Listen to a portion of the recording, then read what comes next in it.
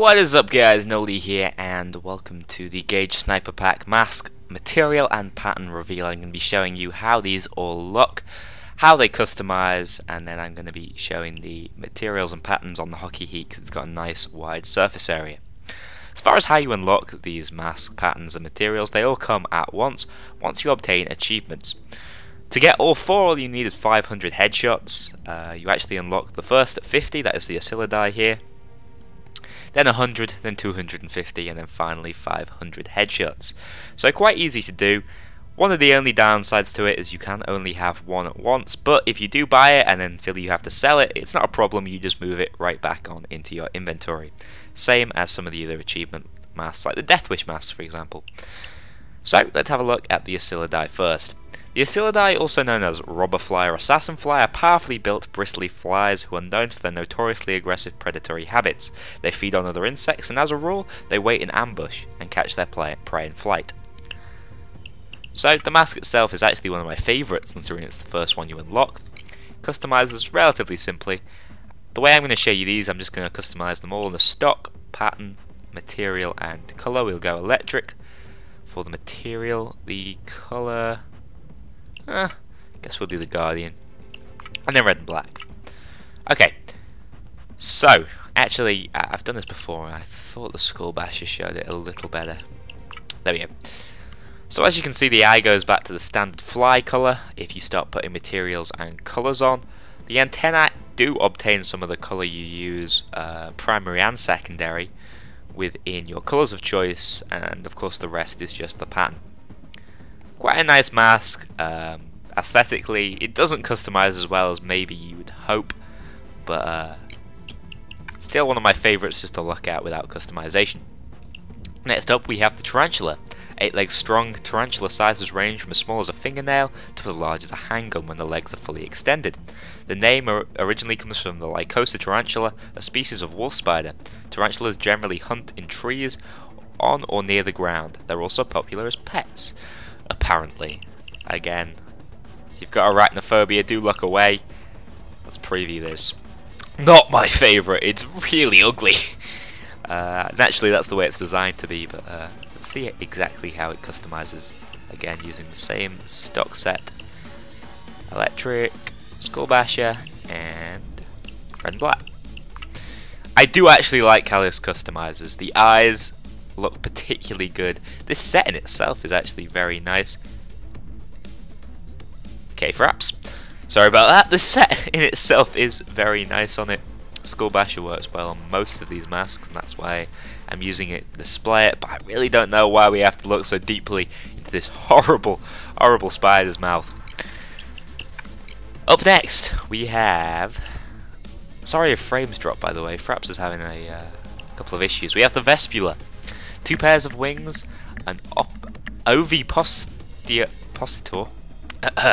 an ovipositor, let's try that again, or stinger, no thickened hairs, and a pair of talons. That's the wasp for you. Almost every pest insect species has at least one wasp species that preys upon it or parasites it. Paralyzes it.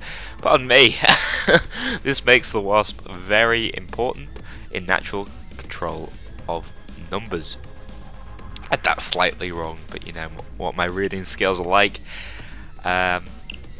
Previewing this mask, oh, I hate wasps, but I actually really like the antennas on this mask, and I again like the eye patterns that are naturally there. Any masks that have really good textures often come out well when customized. So when we go for the electric, the Skull Basher, and the red and black, here is what we have. It doesn't seem to change a lot at first sight, but you can definitely do a lot down here. Almost like there's blood dripping down from the mouth, and of course the antenna take a strange combination of the 2 colours, which can be really useful when customizing. Last but by no means least, we have the SPHOOROMANTIS. We'll leave it at that, okay? The common name for these lovely little fellows is praying mantis. Why didn't you just call it praying mantis? The reason, it refers to the prayer-like posture where it folds its 4 limbs. More commonly, however, is referred to as a praying mantis because of its nature. Having a look at this mask, this is the last one you unlock. It's a pretty funny looking one in my opinion. If you look at it from the side, it's extremely thin. The eyes are wide apart, but I'd say they have the mantis look down. Let's customize this as we have with all the others. And there we have it. Again, similar to the ASILIDAE, it obtains its standard eye colours with these strange little pupil type things. The antenna seem to have taken the primary colour here for whatever reason. Seemingly that must be what it does. But overall, it's going to have to be some fancy editing in this video to avoid these great Fraps frame drops. Overall, this is a really nice looking mask. So that is it for the mask. Let's have a look at the patterns now. The hockey heat, again, as I said, it's got a really nice surface area to show you. So first of all, actually let's go with the materials. Carapace! Look at this! It's kind of similar. You have a look into our other colours. Oily metal has the same idea behind it, but I actually think I prefer the darker brown colour. Bearing in mind how much I love the oily metal, that can only be a good thing. Up next we have Insectoid. Equally awesome. Again, we have the metal shine, the difference as you turn it, as the shadow alters. Hard shell is a nicely textured ones. The textured ones often they sort of fall by the wayside, but I do my best to customize these. Definitely something for a more frightening or zombie-like mask. Finally, we have the bug shell. Another one of those vibrant green masks similar to, well, jade, radioactive, snake scales. Not too dissimilar to what we already have, but again, it has nice textures, and I do like these sort of turquoise stripes passing through it.